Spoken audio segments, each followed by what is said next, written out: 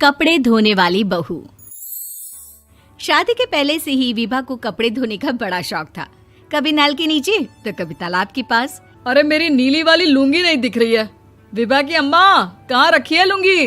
अरे वो तो विभा ने परसों ही धोकर रखी थी आपकी अलमारी में, देखो वहीं होगी। वो ना मैंने आज धो दी, मुझे लगा कि गंदी हो गई होगी। अरे कैसे गंदी हो गई थी? उसे तो मैंने पहना भी नहीं। हे भगवान, इस लड़की के कपड़े धोने की आदत से परेशान हो गया हूँ मैं। जितना तो घर में राशन नहीं आता, उससे कहीं ज्यादा डिटर्जेंट पाउडर का खर्चा है। इसकी शादी करवा दो, शादी जाए अपने घर में ही करे काम, फिर चाहे घर के कपड़े धोने हो या पूरे गांव के। हाँ ठीक बोल रही हो, देखता हूँ मैं कोई लड़का। वो दिन भी आ जाता है जब विभा को देखने लड़के वाले आ जाते हैं। लड़की मुझे अच्छी लगी।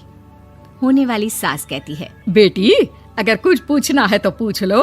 वैसे तो हमारी लड़की बहुत ही शर्मीली है, जो बोल दो वो मान लेती है, इसे क्या पूछना होगा। अरे कैसी बात कर रही हो माँ, मुझे इन लोगों के घर रहना है, सवाल तो कई है। हाँ हाँ बेटा, पूछ लो ना, क्या पूछना है। आप लोगों के घर कपड़े कौन धोता है? सास का मुंह बन जाता है। देखो, अगर तुम ये कहना चाहती हो कि तुम्हें कपड़े धोने नहीं आते तो सुन लो, कपड़े मैं ही धोती हूँ, लेकिन तुम्हारे आ जाने के बाद मैं रुमाल तक नहीं धोऊंगी। अरे चुप रहना भाग्यवान, बहू बेचारी घर आई नहीं, उसे डराना शुरू कर दिया। वो क्या है ना बिटिया, अभी तक तो ये कल्लू की माँ ही धोती थी, लेकिन अब तुम्हारे पापा तो दहेज में वॉशिंग मशीन देंगे ही। तभी विभा की माँ बोल पड़ती है, सवाल भी पूछा तो क्या। वैसे भाई साहब, मशीन की तो फिर भी कपड़े धोने की कैपेसिटी होती है। मतलब जो बिटिया दे रहे हैं ना विभा, इसे कपड़े धोने का बहुत शौक है। ये आप लोगों के क्या, आस पड़ोस गांव मोहल्ले सबके कपड़े धो दे और उफ तक ना करे।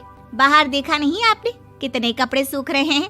सब हमारी बिटिया ने ही तो धोए हैं। बस भी करो ना माँ, शर्म आ रही इतनी तारीफ सुनकर। और तो और एक दाग निकाल कर दिखाओ तो मान जाओ। हाँ अच्छा, माफ करना बेटा, मैंने गलत समझा। हमें तो रिश्ता बहुत पसंद है। और ऐसे जुड़ जाता है रिश्ता कपड़े धोने का शौक रखने वाली विभा का। उसकी शादी हो जाती है कोयला फैक्ट्री में काम करने वाले कल्लू के साथ। शादी के बाद अचानक विभा चिल्लाती हुई सास के पास आती है। सासू माँ, अरे सासू माँ कहाँ है आप? ये तो धोखा है, धोखा दिया आप लोगों ने मुझे। इसे ससुर के चक्कर के बारे में पता चल गया।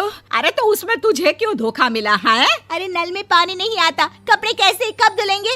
अच्छा, तू पानी नहीं आ रहा उसकी बात कर रही है। तो आपने क्या सोचा? कुछ नहीं। अच्छा, तेरी माँ ने कहा था कि कपड़े धोने का शौक है तुझे, याद आया मुझे।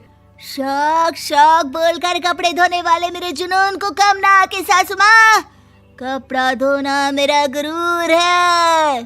तभी पति भी वहाँ आ जाता है। अभी मैंने इसे सनी देओल की फिल्म दिखाई है, उसी के डायलॉग मार रही है माँ। अच्छा सुन, साफ बता रही हूँ, पानी सुबह 4 से 6 और शाम को 10 से 12 आता है, समझी? विभा टाइमिंग सुनकर हैरान हो जाती है। ये क्या भूतों का मोहल्ला है? सुबह 4 बजे उठकर कौन कपड़े धोता है? 4 बजे टंकी में पानी जाता है, फिर सारा दिन धोना ना, किसने मना किया? अरे कैसी बात कर रही हैं? 200 लीटर की टंकी में कितने कपड़े धो लूंगी मैं? सुबह ही उठ जाऊंगी मैं। अब क्या था, विभा सुबह 4 से लेकर रात के 12 बजे तक कपड़े ही धोती रहती। एक रोज सास पड़ोस से निकलकर कहीं जा रही होती है कि साथ वाली कहती है, हाँ कल्लू की माँ, जरा ये बताओ कि 2 साड़ी है, 2 ब्लाउज और एक पेटीकोट और एक नाड़े वाला लंबा कच्छा। हाँ तो? अरे तो क्या, कितना लोगी धुलाई ये बताओ। धोबन दिख रहे हैं हम क्या? हमारे पति सरकारी नौकरी से अभी रिटायर हुए हैं और बेटा सुपरवाइजर है कोयला फैक्ट्री में। धोबन समझ रखा है हमें। हाय रे कल्लू की अम्मा, माफ कर दो, वो तो मोहल्ले में यही सब बता रहे थे कि तुमने बहू को कपड़ा धुलवाने के काम में लगा दिया है। सास को पड़ोसन की बात सुनकर गुस्सा आ जाता है। वो घर पहुंचती है जहां घर के बाहर ही इतने सारे कपड़े सूख रहे होते हैं जितने कि किसी धोबन के घर पर। अरे ओ कल्लू की दुल्हन, बाहर निकल। माँ जी यहीं आ जाओ, बाथरूम में चादर धो रहे हैं हम। अरे अभी हम धोते हैं, तुमको बाहर निकलो। ये आस पड़ोस वाले बोल रहे हैं कि हम बहू से कपड़े धुलवा कर उसे कपड़ा धोने वाली बना दिए हैं। अरे छोड़ो ना माँ जी, किन लोगों की बातों में आती हो? आस पास के लोगों का तो काम ही होता है कि वो किसी तरह सास बहू को लड़ा दे। बहू सारे घर के कपड़े धोती है, ये क्या कम है? बोलिए।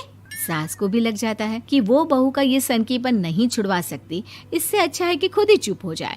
एक रोज सास और बहू मंदिर जाते हैं, जहाँ सास की साड़ी वहाँ खड़ी भीख मांगने वाली से मिलती है। माँ जी क्या बात है, आपकी साड़ी उस भिखारन से कितनी मिल रही है ना? हाँ हाँ देखो तो, दोनों की साड़ी मिल रही है। क्या बात है कल्लू की अम्मा, तुम खुद को तो अफसर की बीवी बताती हो और ऐसी सिंपल सी प्लेन साड़ी पहनकर घूमती हो। सिंपल और प्लेन नहीं है ये साड़ी। तो क्या सोने के धागे से फूल बने हैं?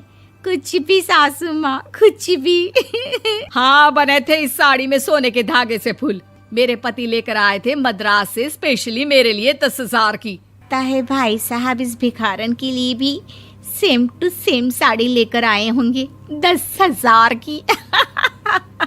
सास उस वक्त तो कुछ नहीं कहती, लेकिन बहू के साथ घर आती है और अलमारी से एल्बम निकाल कर लाती है। ये साड़ी देख रही है, ये वही साड़ी है जिसे मैंने अभी पहना था। इस साड़ी में ये जो चमकदार फूल दिख रहे हैं ना, ये सोने के धागों से काढ़े गए हैं। लेकिन तू लोकल वॉशिंग मशीन ब्रश से घिस घिस कर सारे फूलों को निकाल कर साड़ी प्लेन कर दी। मुझे माफ कर दीजिए सासू माँ। और तो और, जब मैंने तुझे तेरी गलती के लिए कुछ नहीं कहा, लेकिन तूने तो सबके सामने मेरा मजाक ही बना दिया। क्यों? बहू को समझ में आ जाता है कि अब से उसका कपड़े धोना बंद।